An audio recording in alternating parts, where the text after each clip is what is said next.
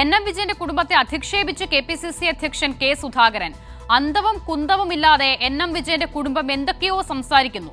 തട്ടിപ്പ് നേരത്തെ അറിഞ്ഞിരുന്നുവെന്നും എല്ലാവരും തൂങ്ങുമെന്ന് മുന്നറിയിപ്പ് നൽകിയിരുന്നുവെന്നും കെ സുധാകരന്റെ തുറന്നു പറച്ചിൽ. IC ബാലകൃഷ്ണനും ND അപ്പച്ചനും മുന്നറിയിപ്പ് ഇക്കാര്യത്തിൽ നൽകിയിരുന്നതായും സുധാകരൻ പറയുന്നു. അല്ല, കുടുംബ പരാതി കുടുംബത്തിന് പറയുന്നതിന് എന്താ? കുടുംബത്തിന് വല്ല അന്തവും ബന്ധവും ഇതുമായിട്ട് വല്ല ബന്ധമുണ്ടോ? പാർട്ടി നേതാക്കന്മാർക്ക് ഇത് ചെയ്യേണ്ടുന്ന ഉത്തരവാദിത്വം വളരെ വലുതല്ലേ?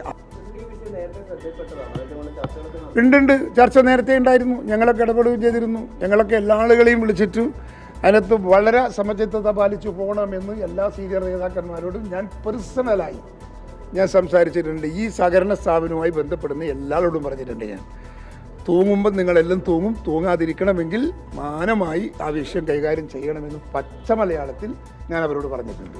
ഈ പറഞ്ഞ എല്ലാവരോടും IC ബാലകൃഷ്ണനോടും പറഞ്ഞിട്ടുണ്ട്, അപ്പച്ചനോടും പറഞ്ഞിട്ടുണ്ട്, മാഷോടും പറഞ്ഞിട്ടുണ്ട്, എല്ലാം പറഞ്ഞിട്ടുണ്ട്. അവരെല്ലാം നല്ല കഴിവും പ്രാപ്തിയുള്ള ആളുകളാണ്.